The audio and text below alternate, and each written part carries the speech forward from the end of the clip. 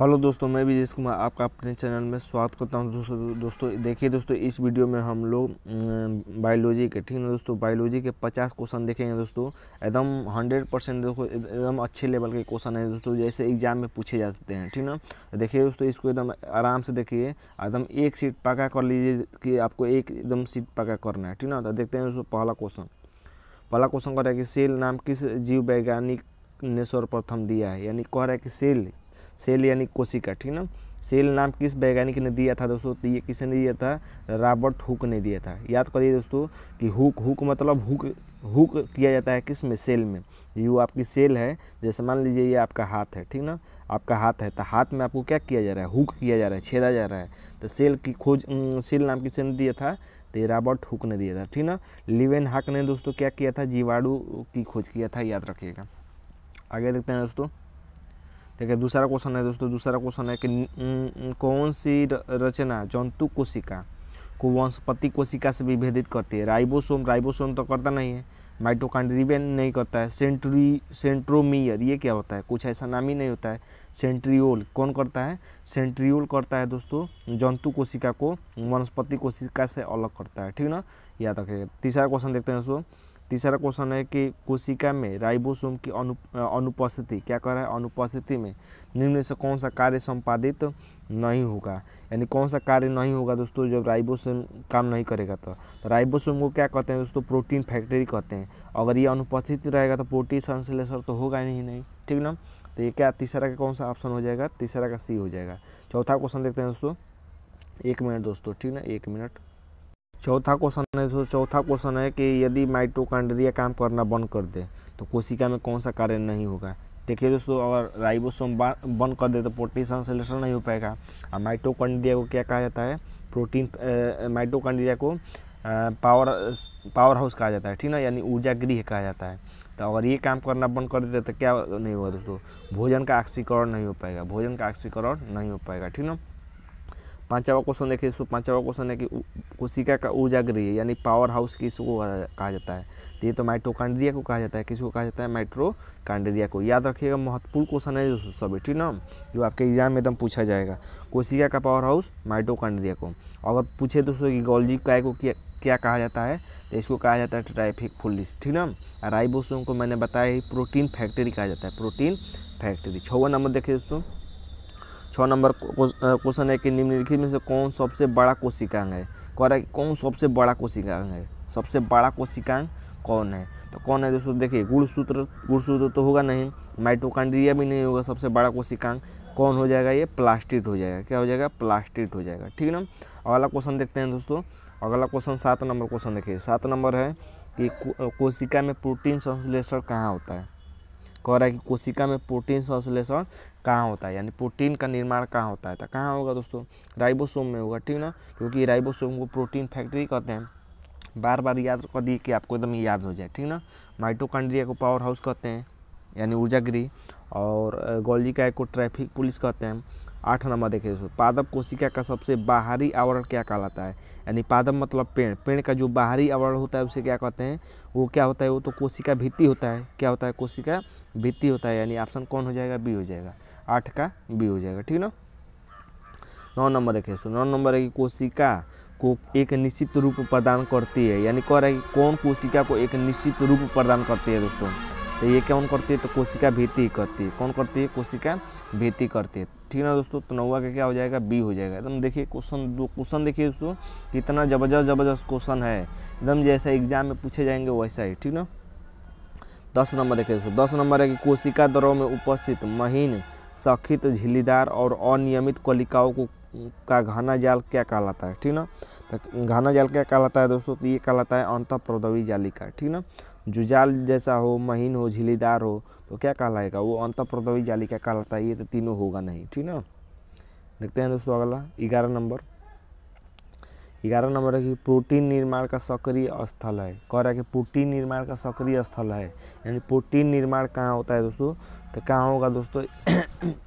Ribosome में होगा, कहाँ होगा, राइबोसोम में होगा, ठीक ना। अब देखिए दोस्तों लाइसोसोम, लाइसोसोम को क्या कहा जाता है, लाइसोसोम को कहा जाता है दोस्तों आत्महत्या की थैली कहा जाता है, आत्महत्या की थैली कहा जाता है, याद रखिएगा, ठीक ना, आत्महत्या की थैली कहा जाता है, एकदम महत्वपूर्ण है, याद रखिएगा, ठीक ना। यानी 11 का ऑप्शन क्या हो जाएगा, ऑप्शन बी सही हो जाएगा, ठीक ना। अगला देखते हैं 12 नंबर दोस्तों, 12 नंबर की कौन सा कोशिकांग केवल पादप कोशिका में पाया जाता है, यानी पादप कोशिका में केवल पादप कोशिका में क्या पाया जाता है, ठीक ना। ये देखिए दोस्तों कोशिका भित्ति, कोशिका भित्ति तो पादप में ही पाया जाएगा, ठीक ना। लवक, लवक मतलब जैसे मान लीजिए हरित लवक जिससे उन लोगों का रंग मिलता है, ये भी तो केवल पादप में पाया जाएगा, यानी अगर 2 ऑप्शन पाया जाएगा तो ये तो अपने आप पाया जाएगा, रिक्तिका है, यानी ऑप्शन क्या हो जाएगा, डी हो जाएगा। महत्वपूर्ण याद रखिएगा, तीनों पादप में पाए जाते हैं, मनुष्य में नहीं पाए जाते हैं, ठीक ना, यानी जंतु विज्ञान में नहीं पाया जाता है।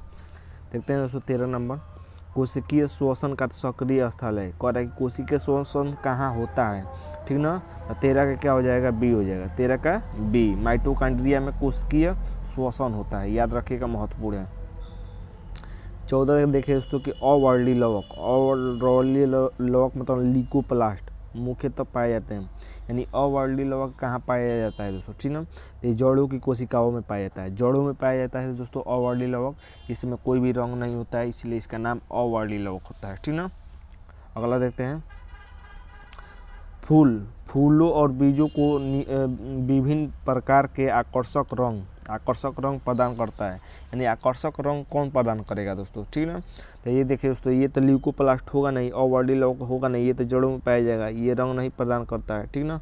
कौन हो जाएगा दोस्तों, यानी 15 का हमारा ऑप्शन कौन हो जाएगा, क्रोमोप्लास्ट हो जाएगा, क्या हो जाएगा, क्रोमोप्लास्ट, 15 का क्रोमोप्लास्ट हो जाएगा। क्रोमोप्लास्ट से आकर्षक रंग मिलते हैं, क्लोरोप्लास्ट से तो पेड़ पौधे अपना भोजन बनाते हैं, ठीक ना, क्लोरोप्लास्ट से चाहिए हरी पत्तियाँ होती है।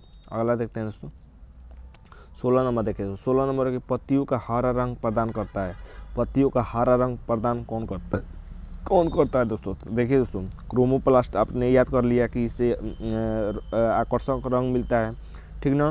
ल्यूकोप्लास्ट याद कर लिया कि अवर्ली लवक होता है, ये जीवाणुओं में पाया जाता, जड़ों में पाया जाता है, ठीक ना। तो ये हरा रंग किससे मिलता है, क्लोरोप्लास्ट, हरा कलर किससे मिलता है, क्लोरोप्लास्ट, याद रखिएगा।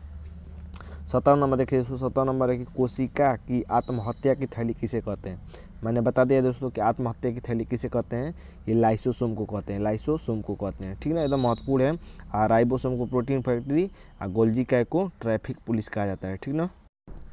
अगला क्वेश्चन देखिए दोस्तों 18 नंबर क्वेश्चन है, 18 नंबर है कि 18 नंबर है कि लाइसोसोम में पाए जाने वाला वह एंजाइम जिसमें जीव द्रव्य को घुला देने या नष्ट कर देने की क्षमता होती है, क्या कहलाता है, यानी लाइसोसोम में कौन पाया जाता है दोस्तों, जो जीव द्रव्य को खा जाता है यानी घुला देता है, ठीक ना। तो ये क्या होता है, HCl होता है दोस्तों, HCl का हाइड्रोलाइटिक एंजाइम होता है, HCl तो मनुष्य में पाया जाएगा, हाइड्रोलाइटिक एंजाइम होता है, ठीक ना, जो जीव जंतुओं को क्या करता है, घुला कर मार देता है, इसलिए इसको आत्महत्या की थैली कहते हैं दोस्तों, ठीक ना। 19 देखिए दोस्तों, 19 नंबर क्वेश्चन है दोस्तों कि 80% से अधिक कोशिका में पाया जाने वाला पदार्थ है, यानी कौन सा ऐसा पदार्थ है जो 80% से अधिक पाया जाता है, ठीक ना। प्रोटीन, चर्बी, खनिज, जल, तो जल दोस्तों जल 95% पाया जाता है कोशिका में, मनुष्यों में 95% पाया जाता है, याद रखिएगा, महत्वपूर्ण है। अगला देखते हैं दोस्तों निम्नलिखित में से किसने यह मूल अवधारणा प्रस्तुत की थी कि सभी जीव कोशिकाओं के बने हुए हैं, ठीक ना। कौन बताया था, किसने बताया था कि सभी जीव कोशिकाओं के बने होते हैं, पास्चर की, स्लाइडेन की, रॉबर्ट हुक ने कोशिका की खोज की थी, याद रखिएगा, अभी क्वेश्चन आया था शुरू में कि टी स्वान हो जाएगा दोस्तों, टी स्वान ने बताया था, एक मिनट दोस्तों, टी स्वान ने ही बताया था कि सभी जीव कोशिकाओं के बने होते हैं, ठीक ना, याद रखिएगा, महत्वपूर्ण है। देखते हैं दोस्तों आगे, ये 20 नंबर क्वेश्चन, तो 20 का क्या हुआ था दोस्तों, टी स्वान, ठीक ना, टी स्वान, और इसने कौन बताया था, स्लाइडेन और स्वान ने, ठीक ना। स्लाइडेन ने भी बताया था कि सभी जीव में क्या होते हैं, कोशिकाएं होती है, यानी इसका क्या हो जाएगा ऑप्शन 20 का क्या हो जाएगा, डी हो जाएगा, 2 और 4। देखते हैं दोस्तों 21 नंबर क्वेश्चन है कि किसकी उपस्थिति के कारण किसी पादप कोशिका और पशु कोशिका में अंतर पाया जाता है। ठीक ना, ये देखिए दोस्तों एक बार और क्वेश्चन आया था, ये एक बार और क्वेश्चन आया था। ठीक ना, तो ये देखिए दोस्तों कोशिका भित्ति के कारण ही हम लोग पता कर पाते हैं कि पादप कोशिका और जंतु कोशिका में क्या अंतर है। ठीक ना, या इसी को सेंट्रियोल भी याद रखिएगा। ठीक ना, सेंट्रियोल या सेल वाल दोनों याद रखिएगा नाम, अगर एग्जाम में दे देते हैं। ठीक ना, देखिए सभी एग्जाम में पूछे गए हैं, किसी न किसी एग्जाम में पूछे गए हैं दोस्तों। ठीक ना, कोशिका भित्ति कौन पौधों में पाया जाता है। अगला देखते हैं 22 नंबर, ये गोल्जी काय का प्रमुख कार्य क्या है। यानी गोल्जी काय का प्रमुख कार्य क्या है। श्वसन करना कि कोशिका विभाजन करना, ये पाचक रस उत्पन्न करना कि स्रावी। ये देखो दोस्तों इसका कार्य क्या होता है, स्रावी करना। ठीक ना, ये गोल्जी काय को क्या कहा जाता है, ट्रैफिक पुलिस भी कहा जाता है, याद रखेगा। 23 नंबर देखते हैं दोस्तों, 23 नंबर क्वेश्चन है कि निम्नलिखित में से कौन सा कोशिकांग डीएनए रखता है। कौन सा ऐसा कोशिकांग है जो डीएनए रखता है, यानी डीएनए उसमें होता है। सेंट्रियोल में तो होगा नहीं डीएनए, गोल्जी काय में भी नहीं होगा, लाइसोसोम प्रोटीन की थैली कहते हैं तो इसमें भी नहीं होगा, प्रोटीन कह रहे हैं, आत्महत्या की थैली कहते हैं। माइटोकॉन्ड्रिया में डीएनए होता है, माइटोकॉन्ड्रिया में क्या होता है, डीएनए होता है, याद रखिएगा। 23 का क्या हो जाएगा, डी हो जाएगा। ठीक है ना, अगला देखते हैं क्वेश्चन, अगला 24 नंबर क्वेश्चन है दोस्तों। 24 नंबर कि कौन सा कोशिकांग प्रोटीन संश्लेषण में प्रमुख भूमिका निभाता है। देखिए दोस्तों मैं मोबाइल से क्वेश्चन वीडियो बना रहा हूँ। ठीक ना दोस्तों, ये कंप्यूटर नहीं है इसीलिए मोबाइल से बनाना पड़ रहा है, लेकिन आप एकदम जी जान लगा पढ़िए दोस्तों, केवल आपको क्वेश्चन से मतलब है और अच्छे लेवल के क्वेश्चन से मतलब है। ठीक ना, 24 नंबर है दोस्तों कि कौन सा कोशिकांग प्रोटीन संश्लेषण में प्रमुख भूमिका निभाता है। लाइसोसोम तो होगा नहीं, एंडोप्लाज्मिक रेटिकुलम कि राइबोसोम, तो राइबोसोम तो जरूर होगा। राइबोसोम क्या होगा, जरूर होगा। तो राइबोसोम बस यहीं पे एक दिखाई दे रहा है, क्योंकि राइबोसोम को प्रोटीन फैक्ट्री कहते हैं, प्रोटीन संश्लेषण ये कह भी रहा है। ठीक ना, यानी कौन हो जाएगा, एंडोप्लाज्मिक रेटिकुलम और राइबोसोम, या इसका आंसर कौन हो जाएगा, ऑप्शन बी हो जाएगा। ठीक ना, अगला देखते हैं दोस्तों 25 नंबर है कि प्रोग्राम्ड सेल डेथ का कोशिकीय और आणविक नियंत्रण क्या कहलाता है। तो क्या कहलाता है दोस्तों, देखिए ऑप्शन क्या है इसका, ऑप्शन है कि एपोप्टोसिस एंजाइम डिजरेशन के निक्रोसिस। इसका आंसर क्या हो जाएगा, इसका हो जाएगा एंजिन कहलाता है दोस्तों, जो प्रोग्राम्ड सेल डेथ होता है। ठीक ना, अगला देखते हैं 26 नंबर की कौन सा अंगक प्राय जंतु कोशिका में उपस्थित नहीं होता है। यानी जंतु कोशिका मतलब हम लोगों में। ठीक ना, मनुष्य में क्या नहीं उपस्थित होता है दोस्तों, तो ये लवक नहीं होता है दोस्तों। ठीक ना, लवक से क्या होता है, विभिन्न जंतु को रंग प्रदान होता है। ठीक ना, जंतु कह रहे हैं विभिन्न वनस्पतियों को रंग प्रदान होता है। तो हम लोग को हरा पीला दिखते हैं, हम लोग हरा पीला तो दिखते नहीं है कि हम लोग को रंग की जरूरत है, ये लवक नहीं पाया जाएगा। ठीक ना, अगला देखते हैं दोस्तों कि लाइसोसोम का कार्य क्या है। लाइसोसोम का कार्य क्या है दोस्तों, देखिए प्रोटीन संश्लेषण तो ये राइबोसोम का कार्य है। ठीक ना, प्रोसेसिंग और पैकेजिंग ये भी कार्य इसका नहीं है। 27 है ना, 27 इसका कार्य नहीं। अंतःकोशिकीय पाचन करना, यानी अंतःकोशिका को पाचन करना दोस्तों इसका कार्य है। क्योंकि इसको आत्महत्या की थैली कहते हैं, तो ये पाचन करता है। ठीक ना, क्या करता है, पाचन करता है। महत्वपूर्ण क्वेश्चन है दोस्तों। अगला देखते हैं 28 नंबर दोस्तों। 28 नंबर की कोशिका भित्ति होती है, यानी कोशिका भित्ति क्या होती है, अर्ध पारगम्य होती है कि अपारगम्य होती है, कि चयनात्मक पारगम्य होती है कि पारगम्य होती है। ये पारगम्य झिल्ली होती है दोस्तों, आर पार दिखाई देता है। ठीक ना, आर पार दिखाई देता है। अगला देखते हैं दोस्तों, अगला है दोस्तों कि माइटोकॉन्ड्रिया का भीतरी वलन कहलाता है। माइटोकॉन्ड्रिया का भीतरी वलन क्या कहलाता है, क्रिस्टी की ऑक्सीसोम्स की मैट्रिक्स की माइक्रोसोम्स, तो ये क्रिस्टी कहलाता है। जो माइटोकॉन्ड्रिया का भीतरी वलन होता है वो क्रिस्टी कहलाता है।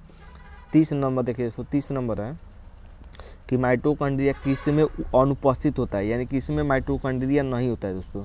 ठीक ना, माइटोकॉन्ड्रिया किस में नहीं होता है, तो ये देखिए दोस्तों, ये जीवाणु में माइटोकॉन्ड्रिया नहीं होता है, याद रखिएगा। महत्वपूर्ण क्वेश्चन है ये, महत्वपूर्ण स्टार लगा लीजिए इसको। ठीक ना, कि जीवाणु में माइटोकॉन्ड्रिया नहीं होता है। ठीक ना, अगला देखते हैं दोस्तों 31 है कि जीव द्रव्य यानी प्रोटोप्लाज्म शब्द का प्रयोग सर्वप्रथम किसने किया था। तो ये प्रोटोप्लाज्म शब्द का प्रयोग सबसे पहले किसने किया था दोस्तों, तो ये पुरकिंजे ने किया था। किसने किया था, पुरकिंजे ने किया था। ठीक ना, डार्विन तो ये आनुवांशिकता से संबंधित है। 32 देखिए दोस्तों कि जीव द्रव्य जीवन का भौतिक आधार है। जीव द्रव्य जीवन का भौतिक आधार है। यह कथन किसने कहा था दोस्तों कि हेनरी ने, कि मार्क ने, कि हेक्सले ने, कि ट्रेविनस ने। ये देखिए दोस्तों ये कथन कहा था हेक्सले ने, ठीक ना, हेक्सले ने, हाँ हेक्सले ने कहा था दोस्तों, ठीक ना, याद रखिएगा, महत्वपूर्ण है। अगला क्वेश्चन देखते हैं दोस्तों 33 नंबर के डीएनए के द्वि हेलिक्स प्रारूप यानी द्वि हेलिक्स मॉडल, ठीक ना, को पहली बार किसने प्रस्तावित किया था। तो द्वि हेलिक्स मॉडल किसने दिया था दोस्तों, डीएनए का द्वि हेलिक्स मॉडल किसने दिया था, तो वाटसन और क्रिक ने दिया था, वाटसन और क्रिक ने दिया था दोस्तों, ठीक ना। तो ये देखिए आगे क्वेश्चन देखते हैं दोस्तों 34 नंबर क्वेश्चन है दोस्तों। 34 नंबर है कि न्यूक्लियस की खोज किसने की थी। न्यूक्लियस मतलब केंद्र की खोज किसने की थी दोस्तों, तो केंद्र की खोज किसने की थी, तो ये कौन की थी, ब्राउन ने की थी। कौन की थी, ब्राउन ने की थी, ठीक ना। 35 देखते हैं दोस्तों। 35 नंबर क्वेश्चन है, ये 35 नंबर है कि कोशिका की क्रियात्मक गतिविधियाँ नियंत्रित होती है, यानी क्रियात्मक गतिविधियाँ किससे नियंत्रित होती है दोस्तों, कोशिका की होती है। ये किससे होती है, केंद्र की क्या करता है, उसको गतिविधियाँ प्रदान करता है, यानी उसको नियंत्रित करता है, ठीक ना, एकदम महत्वपूर्ण है। अगला देखते हैं गुणसूत्र यानी क्रोमोसोम शब्द किसने दिया था। क्रोमोसोम शब्द किसने दिया था दोस्तों, तो ये वाल्डेयर ने दिया था, ठीक ना, वाल्डेयर ने। अगला लेते हैं अंतःप्रौद्योगिक जालक यानी अंतःप्रौद्योगिक जालिका एंडोप्लाज्मिक रेटिकुलम की खोज किसने की थी। तो ये खोज किसने की थी दोस्तों, तो ये की थी पोर्टर ने, ठीक ना, पोर्टर ने इसकी खोज की थी। 38 नंबर देखते हैं दोस्तों। 38 है कि इलेक्ट्रॉन सूक्ष्मदर्शी की खोज किसने की थी। इलेक्ट्रॉन सूक्ष्मदर्शी की खोज किसने की थी, तो नाल और रक्सा ने किया था। 39 देखिए दोस्तों कि वास्तविक केंद्र किस में अनुपस्थित होता है, यानी किस में नहीं होता है दोस्तों, वास्तविक केंद्र किस में नहीं होता है दोस्तों। तो ये क्वेश्चन मैंने आपको बताया भी, कहा कि ये महत्वपूर्ण है, ठीक ना, ये जीवाणु में नहीं होता है, जीवाणु में नहीं होता है, ठीक ना।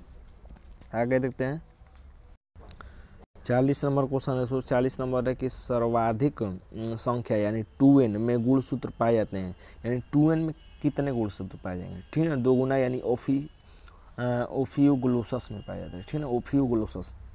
41 देखते हैं दोस्तों।